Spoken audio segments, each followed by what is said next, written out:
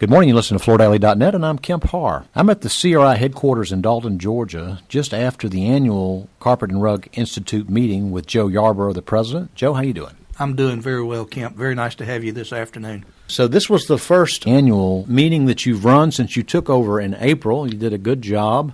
A meeting of many of your board members and a crowd of around 50 or so.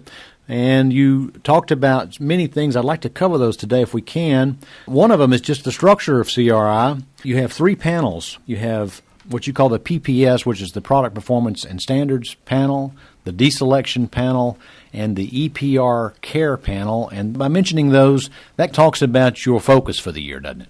Yes, sir, it does, Kemp. And when we reorganized 3 years ago, the objective was to ensure that we had the resources of the Carpet and Rug Institute as well as our member companies focused on real business need issues.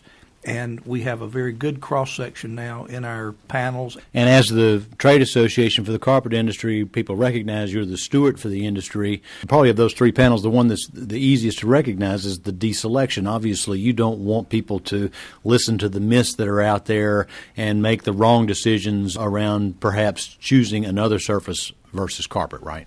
Well, that's very true. Obviously, the soft floor covering are a very viable economic solution to covering one's floor, both from an aesthetic and other performance attributes.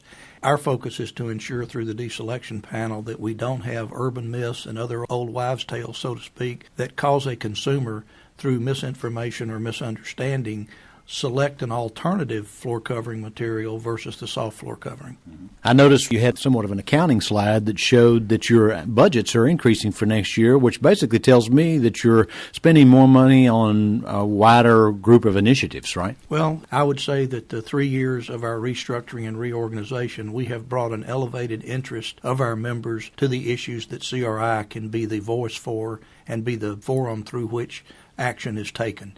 Some of the initiatives you mentioned from the podium that you're going to focus on for 2015, you're actually going to create a CRI installation standard. Is that right?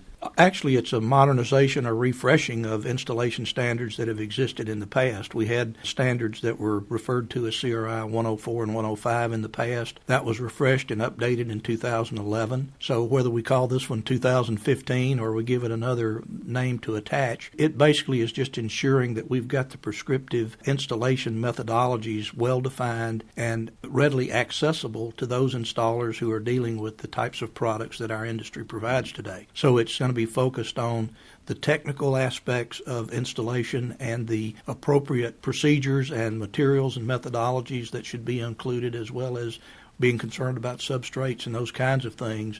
But it's not going to expand into business-related issues that dictate things that might be in conflict with our members' warranties or with business practices that are covered by other regulatory things. So it will be a refreshing and modernization of the installation standards that exist within CRI already. So potentially a 24 or 25-page document versus this S600 we hear about that's 400 pages, correct? Yes, sir, and CRI was involved in the initial phases of that and have chosen to withdraw from participation because, quite frankly, it became overbearing and an overburden dealing with issues that were more business-related issues than with the more prescriptive technical issues of how a product should be installed effectively and appropriately. All right. Other initiatives you got for 15, you're going to have a response to LEED V4, which is a revision to the LEED standards. Very interesting to this, too, because I know of some issues in California around this, but you're going to do this caprolactam inhalation study. Talk about that for a second. Okay, this is something that we have partnered with the European Carpet and Rug Institute to look at a caprolactam inhalation evaluation of the impact of caprolactam. We'll be working closely with the folks in California who have been dealing with standardization changes and regulatory impact on the levels of caprolactam exposure. Caprolactam, of course, is simply an irritant.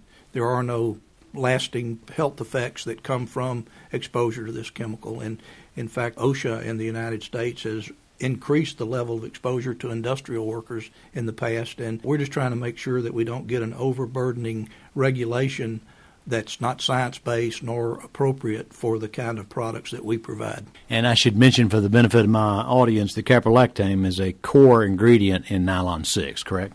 Yes, sir. It is a precursor in the molecules that come together to make nylon 6. Another initiative you have for 2015 is what you call VPS, which is a voluntary product stewardship program. Talk about that. Well, it's a program that we believe has the opportunity to show as a voluntary, market-driven initiative so that there are not overburdened regulations or extended producer responsibility statutes necessary to get a solution to the end of use of post-consumer carpet. We have been working for the past several months with members of the Carpet and Rug Institute, CARE, and the members of the collector sorter community to develop a program that we think will be valuable in fostering and promoting the collection, sorting, and reuse of post-consumer carpet. So you're targeting the collector sorters, and this is somewhat of an incentive package for them to be more actively engaged in this process of completing the mission of CARE, which is to minimize the amount of carpet that goes into landfills, right? Yes, sir, that's correct. This is really a part of our industry's government relations activities. This VPS program's purpose is really twofold. One,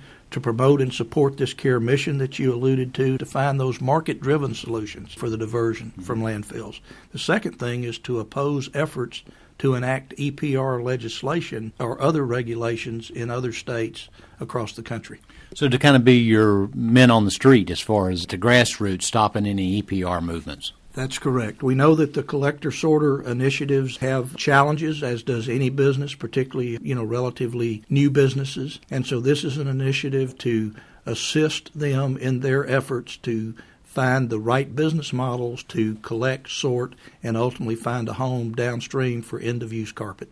And this is not limited to any single type of polymer, because we know that polyester is one of the biggest issues right now. That's correct. This program is designed to accept and manage all carpets of all polymer types and construction components. The only exception is this voluntary program will not be participated in by those states or local areas or municipalities that have enacted EPR legislation. Well, let's move on to some other things. You had some awards. I want to definitely call those out because most people know that this meeting every year, there's a gentleman from Milliken that created a memorial award, and it's called the Joseph J. Smrekar Memorial Award. And for the first time, a woman won that award. Well, of course, we're always very proud and appreciative of the volunteer involvement that we have from member companies. This year's recipient, Susan Rich Farris. Susan has just been an outstanding contributor to the efforts of CRI.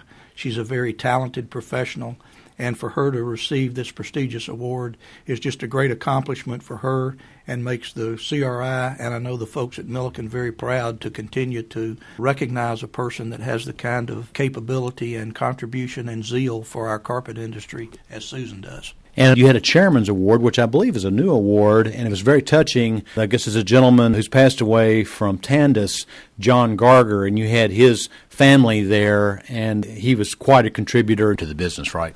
Well, John was a special friend. He was a gentleman and a very special person indeed. John was chairman of one of our committees, was engaged almost on a daily basis with activity of CRI.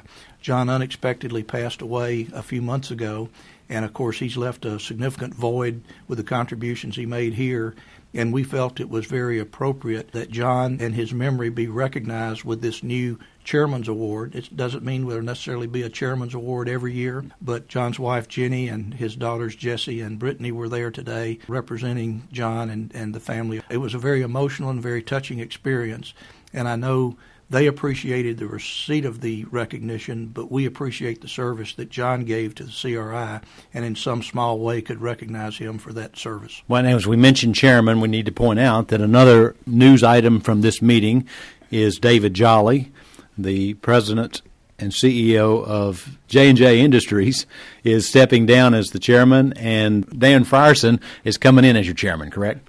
That's correct. We're so happy to have Dan Frierson be elevated from the vice chairman's role to the role of chairman. Dan has been in the industry, obviously, for decades. Dan has always been dedicated to the mission of CRI. He has served as its chairman in the past, and we're very happy and pleased to have Dan come into the 2-year role once again as chairman of the board for the Carpet and Rug Institute. All right, great, Joe. Well, it's great to talk to you. It was a good meeting. Again, been talking to Joe Yarbrough, who's the president of the Carpet and Rug Institute, and you've been listening to Kemp Harr and FloorDaily.net.